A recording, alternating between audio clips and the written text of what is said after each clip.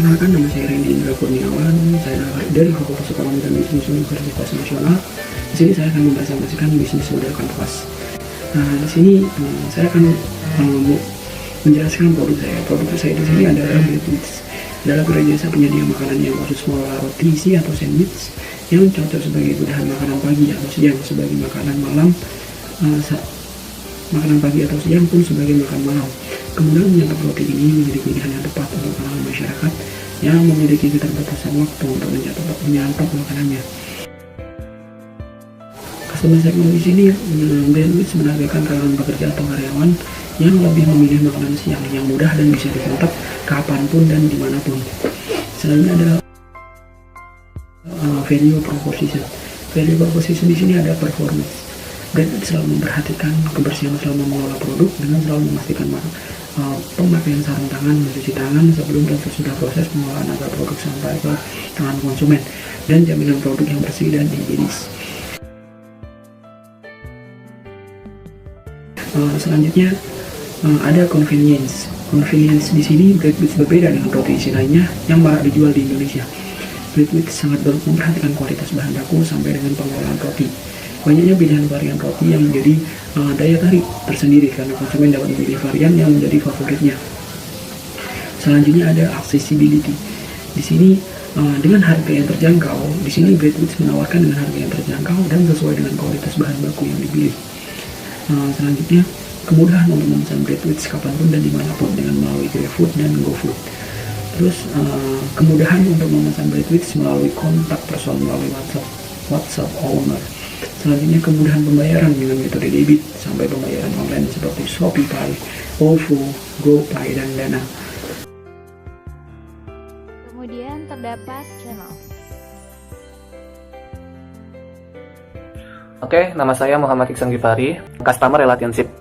Nah, jenis hubungan yang dibangun oleh Breadwits dengan customer segmennya adalah hubungan transaksional, yaitu pola hubungan yang terjadi hanya pada saat melakukan pembelian oleh konsumen dan sampai pembelian itu berhasil.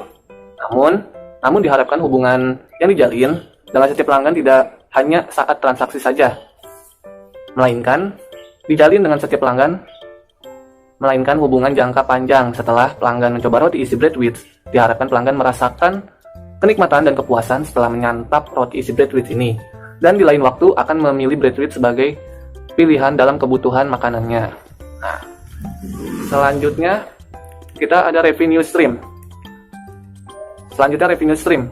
Breadwits mendapatkan keuntungan. Nah, keuntungannya ini yang didapat dari penjualan roti isi yang berhasil dijual. Nah, selanjutnya care resource. Yang pertama ada manusia, yang terdiri dari 3 staf untuk memasak atau mengolah roti isi. Nah, 2 staf lagi bagian kasir dan keuangan. Nah, yang kedua itu ada finansial. Modalnya ini modal bersama pendiri Breadwits. Nah, yang ketiga ini ada aset fisik, alat pemanggang, alat memasak, kompor, kulkas, dan lain-lain. Perkenalkan, nama saya Zahra Deta Fabela. Dengan ini saya akan menjelaskan tentang analisis bisnis Breadwits. Poin selanjutnya ada key activities. A. Menghasilkan produk makanan yang berkualitas, higienis, dan enak. B. Menjadi pelopor makanan yang mudah dan efisien, bisa dimakan kapanpun dan dimanapun. Poin selanjutnya ada key partnership. Tidak ada organisasi atau perusahaan bisnis yang berjalan tanpa bekerja sama dengan pihak lain. Begitu pula Breadwits. Kunci mitra internal dari owner Breadwits dengan distributor bahan baku yang dibutuhkan dalam mengolah roti isi. Poin terakhir ada cost structure. Cost driven, yaitu biaya keluar tergantung dari kebutuhan pembelian bahan baku dan kebutuhan proses pengolahan. Pada kesempatan kali ini, kami akan menjelaskan tentang perkiraan biaya usaha dan pengembangan bisnis. Namun sebelumnya, simak video berikut yang merupakan inspirasi mengenai bagaimana proses produk kami yang akan diolah.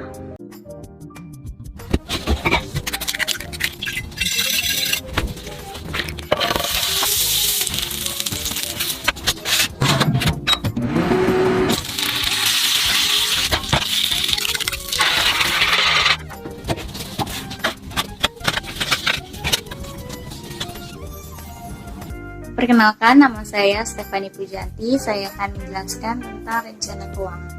Rencana keuangan diawali dengan menghimpun dana dan mengumpulkan peralatan memasak yang dibutuhkan sebagai modal awal usaha Bradwitch. Berikut ada rincian modalnya yang dikumpulkan dari anggota kelompok. Total modal yang dikumpulkan sebesar 300.000. Kemudian terdapat perkiraan biaya. Perkiraan biaya bahan baku dan keperluan lainnya yang diperlukan untuk Bradwitch diperkirakan akan sebesar Rp300.000. Kemudian, berikut perincian biaya per unit yang telah diperkirakan dan sangat mendekati. Berikut perencanaan biaya per unit Bradwitch, yaitu sebesar Rp6.000. Kemudian terdapat perkiraan pendapatan. Dengan menetapkan harga jual yang cukup terjangkau, diperkirakan Bradwitch dapat mengantongi pendapatan sebesar Rp750.000. Berikut perinciannya. Dan yang terakhir terdapat perkiraan keuntungan. Dengan pendapatan sebesar Rp750.000 atas penjualan 50 pieces Bradwitch dan modal awal Rp300.000, maka akan didapatkan laba sebesar Rp450.000. Laba yang diperkirakan adalah 66% dari modal awal. Nama saya Melinda Pratiwi Satria. Kali ini saya akan menjelaskan mengenai memperluas jangkauan pemasaran. Untuk memperluas segmentasi pasar dan meningkatkan penjualan dapat dilakukan melalui sistem online selain GrabFood dan GoFood. Melalui pengiriman antar kota Jabodetabek, produk Bradwitch dapat dijangkau di toko frozen food atau di minimarket terdekat. Baik dengan cara mengurus perizinan franchise. Yang pertama, untuk yang kedua, membuat inovasi varian Bradwitch baru yang memiliki daya tahan produk yang lama atau masa kadaluarsa yang lama. Baik yang ketiga, mengurus perizinan yang dibutuhkan. Baik, kali ini saya akan menjelaskan kembali untuk mengenai sistem permodalan oleh pemerintah.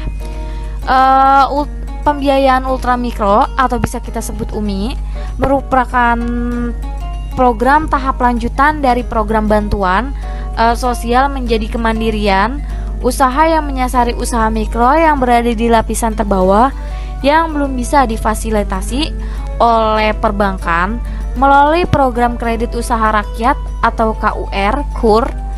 UMI memberikan fasilitas pembiayaan maksimal 10 juta per nasabah dan disalurkan oleh lembaga keuangan bukan bank atau bisa disebut LKBB.